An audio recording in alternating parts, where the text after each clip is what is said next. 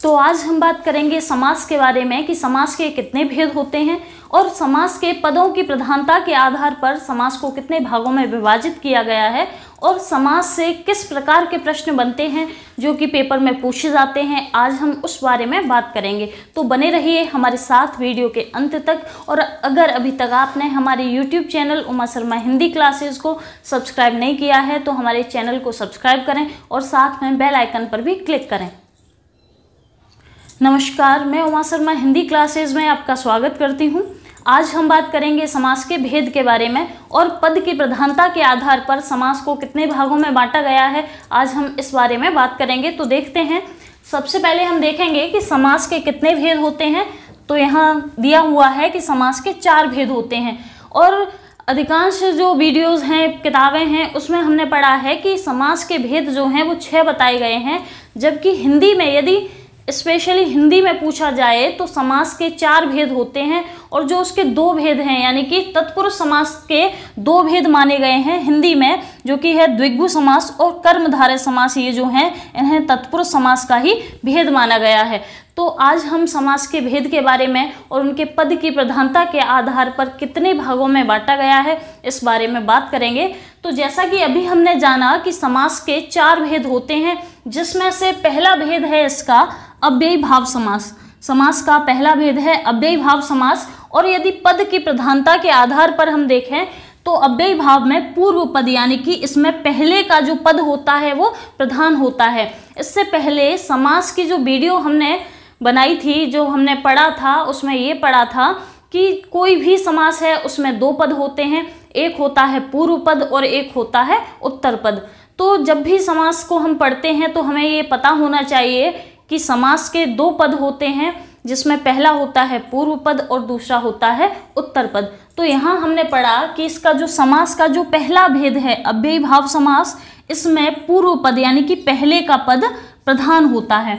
उसके बाद हम देखेंगे समास का दूसरा भेद है द्वंद्व समास। और द्वंद्व समास में इसके दोनों पद प्रधान होते हैं। दोनों पद अर्थात पूर्व पद और उत्तर पद दोनों ही पद प्रधान होते हैं।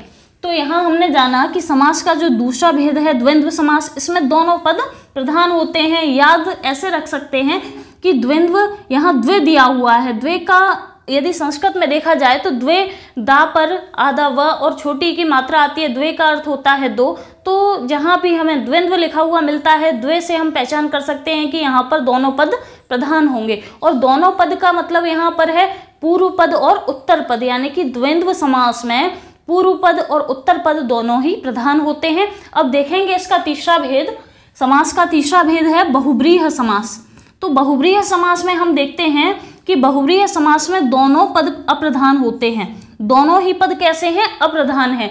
और यहाँ पर जो अन्य पद होता है, अन्य पद अर्थात ऐसा कह सकते हैं कि बहुब्रीह समास में जो तीसरा पद होता है, तीसरा पद प्रधान होता है। तो बहुब्रीह समास में हमें याद रखना है कि बहुब्रीह समास में दोनों पद अप्रधान होते हैं और अन्य पद अर्थात तीसरा पद प्रधान होता है। अब देखेंगे इसका चौथा भेद। तो चौथा जो इसका भेद है वो है तत्पुरुष समास। और तत्पुरुष समास के बारे में यदि हम बात करें तो तत्पुरुष समास को 2 भागों में बांटा गया है, जिसमें पहला है द्विगु समास और दूसरा है कर्मधारय समास। अगर स्पेशली हिंदी में पूछा जाए कि समास के कितने भेद हैं तो हमें पता होना चाहिए कि समास के 4 भेद हैं। और ये जो 2 भेद हैं इसके तत्पुरुष समास के, द्विगु समास और कर्मधारय समास, इनकी गिनती यानी कि इनको 6 तब गिना जाता है जब ये संस्कृत में पूछे जाते हैं। तो इनकी गिनती जो है कर्मधारय और द्विगु समास की तब की जाती है जब ये संस्कृत में पूछे जाते हैं कि समास के कितने भेद होते हैं। और यदि हिंदी में पूछा जाए कि समास के कितने भेद होते हैं तो हिंदी में समास के 4 भेद होते हैं। तो यहाँ पर हमने जाना कि तत्पुरुष समास में उत्तर पद प्रधान है। अब जब तत्पुरुष समास में उत्तर पद प्रधान है तो द्विगु समास और कर्मधारय समास जो कि तत्पुरुष समास के ही भेद हैं, तो यहाँ पर द्विगु समास में भी उत्तर पद प्रधान होगा और कर्मधारय समास में भी उत्तर पद प्रधान होगा।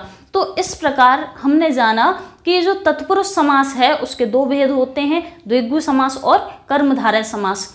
और उसके बाद हम देखेंगे कि पद की प्रधानता के आधार पर हिंदी में समास कितने प्रकार के होते हैं। तो यहाँ हमने अभी इनके पद की प्रधानता के बारे में बात की।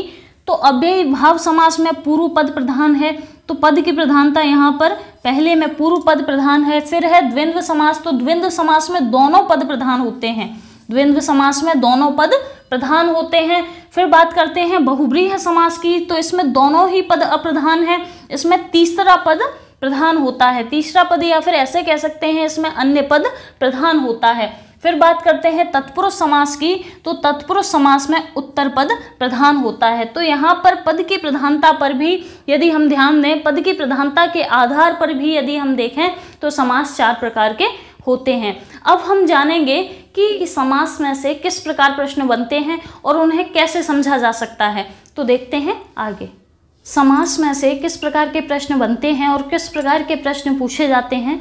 तो देखते हैं, तो यहाँ पहला दिया हुआ है कि वह समास जिसमें दोनों ही पद प्रधान होते हैं। तो यहाँ पूछा गया है कि दोनों ही पद कैसे हो, प्रधान हो। तो इससे पहले अभी हमने पढ़ा कि जहाँ पर दोनों ही पद प्रधान होते हैं वो कौन सा समास होता है, वो होता है हमारा द्वंद्व समास। कौन सा समास होता है, द्वंद्व समास, जिसमें दोनों ही पद प्रधान होते हैं। उसके बाद अगला प्रश्न दिया है वह समास जिसका पूर्व पद प्रधान हो।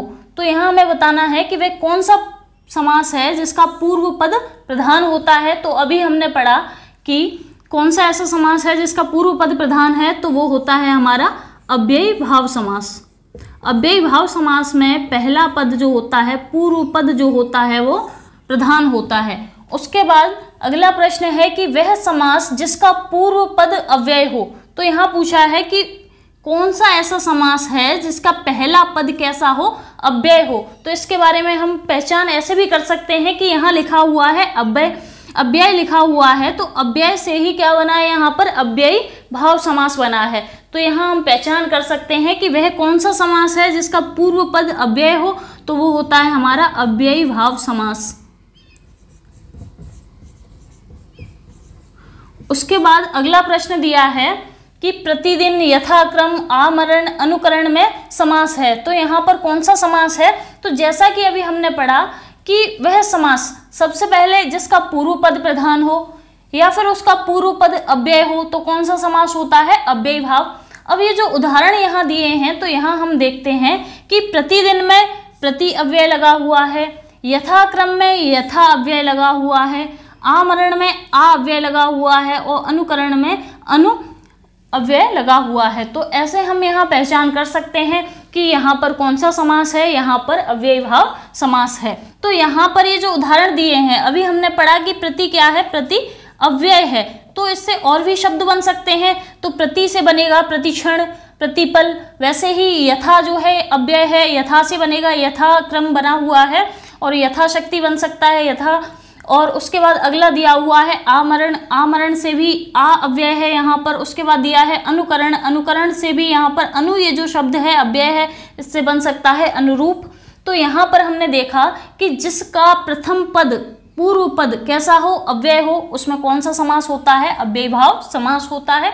अगला देखते हैं, तो अगला दिया है कि वह समास जिसमें पहले या बाद का कोई भी पद प्रधान नहीं होता।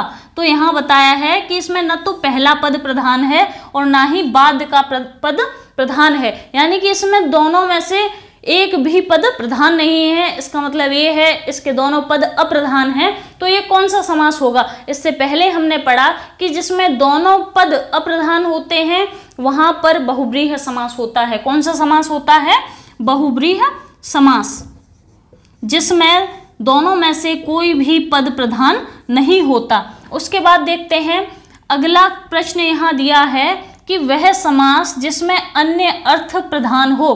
तो हमने देखा कि बहुब्रीहि समास एक ऐसा समास है जिसमें दोनों पद अप्रधान होते हैं और वह अन्य जो अर्थ निकलता है उसकी प्रधानता वहां पर बताई जाती है।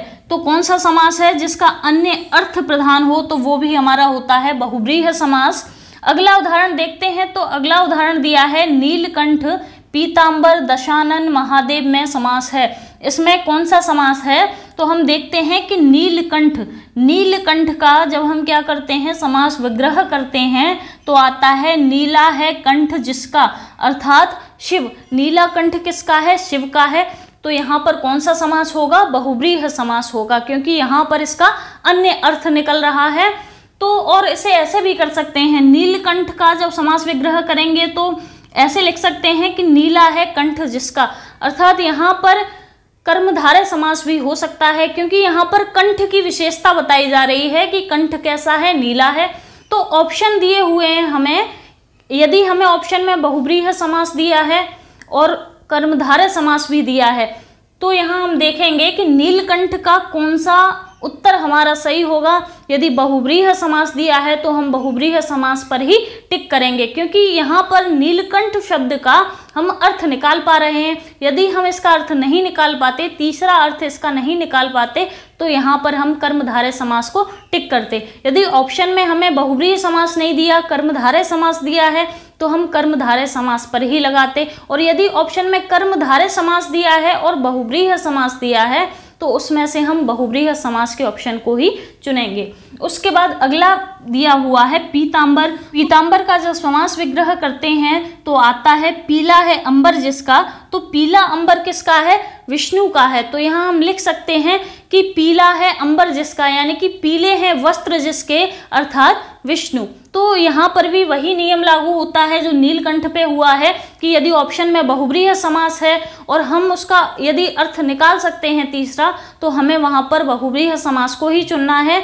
और यदि ऑप्शन में बहुव्रीहि समास नहीं है, कर्मधारय समास दिया है, तो हम कर्मधारय समास को ही चुनेंगे। उसके बाद अगला दिया है दशानन। तो दशानन में ये जो दश दिया हुआ है, इस दश को देखकर ज़्यादातर लोगों को कन्फ्यूज़न रहता है कि यहाँ 10 आया हुआ है, और जबकि हमने पढ़ा है कि कहीं पर भी यदि हमें किसी समास का पूर्व पद संख्यावाची मिलता है तो वहाँ पर द्विगु समास होता है।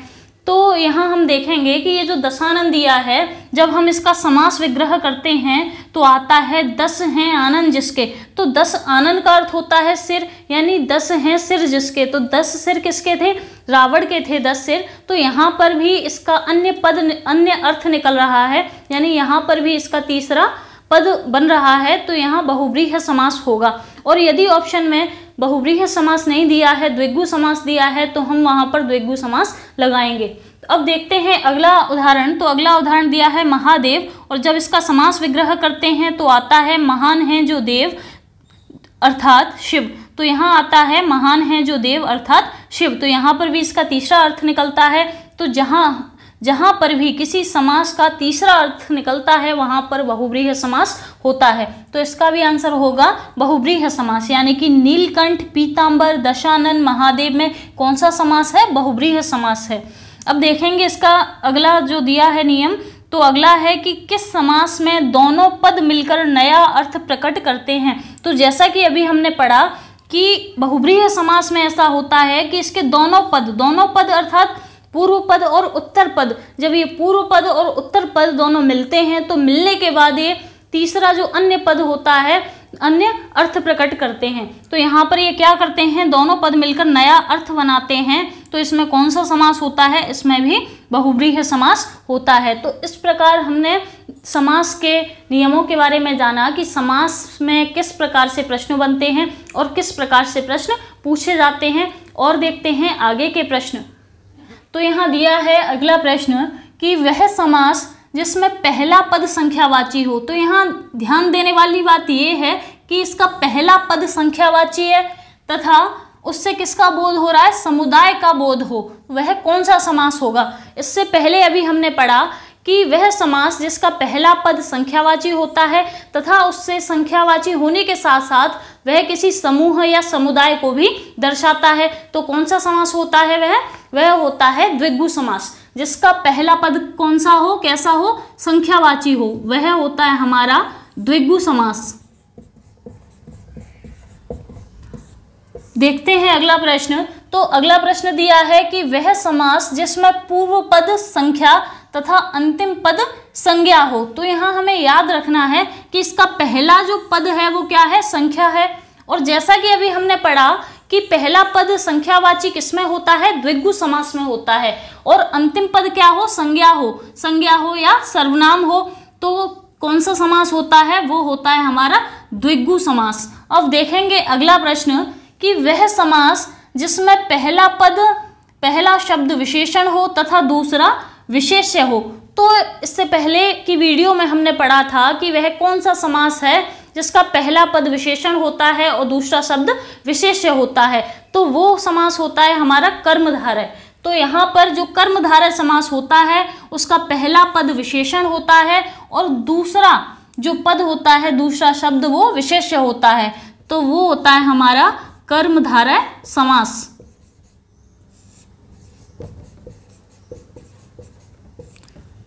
देखते हैं अगला प्रश्न। तो अगला प्रश्न दिया है कि वह समस्त पद जिसमें उपमेय उपमान का संबंध हो। अब यहाँ हमें बताना है कि वह समस्त पद या वह समास जिसमें उपमेय और उपमान का संबंध हो। तो इससे पहले हमने पढ़ा था कि कर्मधारय समास की परिभाषा में हमने पढ़ा था कि कर्मधारय समास में विशेषण विशेष्य का तथा उपमेय उपमान का संबंध होता है। तो यहाँ पर जो पहला प्रश्न आया वो इस प्रकार आया कि वह कौन सा समास है जिसमें पहला पद विशेषण हो और दूसरा पद विशेष्य हो। तो वो होता है कर्मधारय समास। और इसमें यह भी बताया था कि कर्मधारय समास में उपमेय और उपमान का भी संबंध होता है। तो इसका भी आंसर होगा हमारा कर्मधारय समास। अब देखते हैं अगला उदाहरण। तो अगला उदाहरण दिया है महात्मा अधपका देहलता कमल नयन में समास है। इसमें कौन सा समास है? तो जब हम इसका समास विग्रह करते हैं, महात्मा का समास विग्रह करेंगे तो आएगा महान है जो आत्मा। तो यहाँ पर कौन सा समास है? यहाँ जो महात्मा है उनकी विशेषता बताई जा रही है, जो आत्मा है, जो व्यक्ति है उसकी विशेषता बताई जा रही है कि वो कैसा है, महान है, महान है जो आत्मा। तो यहाँ पे कौन सा समास है? कर्मधारय समास। वैसे ही बताया है अधपका, जब इसका समास विग्रह करते हैं तो आता है आधा है जो पका, यानी कि कोई चीज पक रही है और उसकी विशेषता भी क्या बताई जा रही है, उसके बारे में ये बताया जा रहा है कि वो अभी कैसा है, आधा पका है। फिर देखते हैं अगला उदाहरण। तो दिया है देहलता, और देहलता का जब समास विग्रह करते हैं तो आता है देह रूपी लता, यानी कि देह की, शरीर की तुलना किससे की जा रही है? लता से की जा रही है। तो यहाँ पर उपमेय और उपमान का संबंध है। वैसे ही अगला उदाहरण दिया है कमल नयन। तो यहाँ पर जब इसका समास विग्रह करते हैं तो आता है कमल रूपी नयन, यानी नयनों की तुलना किससे की जा रही है? कमल से की जा रही है। तो यहाँ पर भी कौन सा समास है? कर्मधारय समास है। फिर देखेंगे अगला उदाहरण। तो अगला यहाँ दिया हुआ है पंचवटी शताब्दी चौराहा नवग्रह में समास है। तो इससे पहले अभी हमने पढ़ा कि देख लेते हैं यहाँ पर कि वह समास जिसमें पहला पद संख्यावाची हो। तो इससे पहले अभी हमने पढ़ा कि वह समास जिसका पहला पद संख्यावाची होता है वह द्विगु समास होता है। तो यहाँ उदाहरण में हमने देखा कि यहाँ आ रहा है पंचवटी, यानी कि 5 वटों का समूह। यहाँ संख्या भी आ रही है और समूह को भी दर्शा रहा है। तो यहाँ कौन सा समास होगा? द्विगु समास होगा। अगला उदाहरण दिया है शताब्दी। शताब्दी का हम देखते हैं, शताब्दी का जब समास विग्रह करते हैं तो आता है 100 वर्षों का समूह। फिर देखते हैं अगला दिया है चौराहा। चौराहा बोलते हैं 4 राहों के समूह को। तो यहाँ 4 यानी कि संख्या आ रही है और राहों के समूह को दर्शा रहा है। फिर देखते हैं नवग्रह। नवग्रह में भी संख्या आ रही है, नव यानी कि 9, ग्रह यानी कि ग्रह, 9 ग्रहों का समूह नवग्रह। तो यहाँ पर भी ये संख्या के साथ समूह को दर्शा रहा है। तो इस प्रकार हमने समास के बारे में जाना। देखते हैं इसके आगे के और कुछ उदाहरण। तो दिया हुआ है यहाँ पर कि जिस समास में दूसरा शब्द प्रधान हो। तो यहाँ दिया हुआ है कि वह कौन सा समास है जिसमें दूसरा शब्द प्रधान होता है। शब्द से अर्थ है यहाँ पर पद का, यानी कि वह कौन सा समास है जिसमें दूसरा पद प्रधान हो। तो हमने पढ़ा था कि तत्पुरुष समास में दूसरा जो पद होता है वह प्रधान होता है। तो यहाँ पर हमारा क्या ऑप्शन आएगा? यहाँ पर उत्तर आएगा हमारा तत्पुरुष समास। उसके बाद देखते हैं अगला प्रश्न। तो अगला प्रश्न दिया है कि वह समास जिसमें उत्तर पद प्रधान हो तथा पूर्व पद गौड़ हो। तो जैसा कि अभी हमने पढ़ा कि तत्पुरुष समास में उत्तर पद प्रधान होता है। जब वहाँ पर उत्तर पद प्रधान है तो उसका जो दूसरा पद है वो कैसा है? गौड़ है। तो हमें यहाँ याद रखना है कि तत्पुरुष समास में उत्तर पद प्रधान होता है और पूर्व पद गौड़ होता है। तो यहाँ इसका उत्तर आएगा तत्पुरुष समास।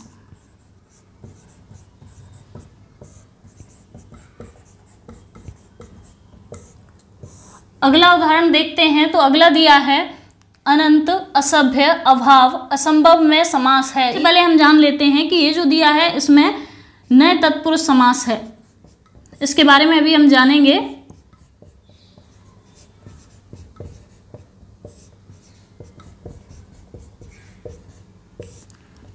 नए तत्पुरुष समास। तो यहाँ पर ये हमें याद रखना है कि जब भी हमें कुछ उदाहरण, कोई भी उदाहरण ऐसे मिलते हैं जहाँ पर हमें नकारात्मकता दिखती है, तो यहाँ हम देखते हैं अनंत यानी कि जिसका अंत न हो।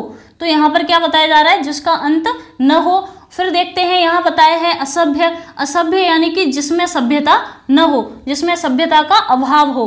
फिर देखते हैं दिया है अभाव यानी कि जहाँ भाव न हो, तो वहाँ क्या होगा? अभाव। वैसे ही अगला दिया है असंभव यानी कि जो संभव न हो। तो जितने उदाहरण हमने यहाँ देखे, इन सब में नकारात्मकता दिख रही है। नकारात्मकता यानी कि न के अर्थ में यहाँ पर हमें ये उदाहरण दिए गए हैं। तो हमने देखा कि जहाँ पर भी हमें नकारात्मकता दिखती है उदाहरणों में, और ये जो अ है, इस अ का प्रयोग किस में किया जा रहा है? अ को किस तरह लिया जा रहा है? न में लिया जा रहा है। तो न यानी कि नकारात्मकता में लिया जा रहा है। तो जहाँ पर भी हमें नकारात्मकता दिखती है, तो वहाँ कौन सा समास होगा? वहाँ होगा हमारा नए तत्पुरुष समास। तो इस प्रकार हम पहचान कर सकते हैं। तो आज हमने समास के बारे में जाना। समास के कितने भेद होते हैं? समास के 4 भेद होते हैं। और समास से जो प्रश्न बनते हैं वो किस प्रकार बनते हैं, उन्हें कैसे समझा जा सकता है। तो आज हमने समास से संबंधित सभी प्रश्न हल किए हैं। अगर आपको ये वीडियो पसंद आई हो तो लाइक, शेयर, कमेंट और सब्सक्राइब जरूर करें, और सब्सक्राइब करने के साथ बेल आइकन पर भी क्लिक करें। मिलते हैं अगली वीडियो में। जय हिंद, जय भारत।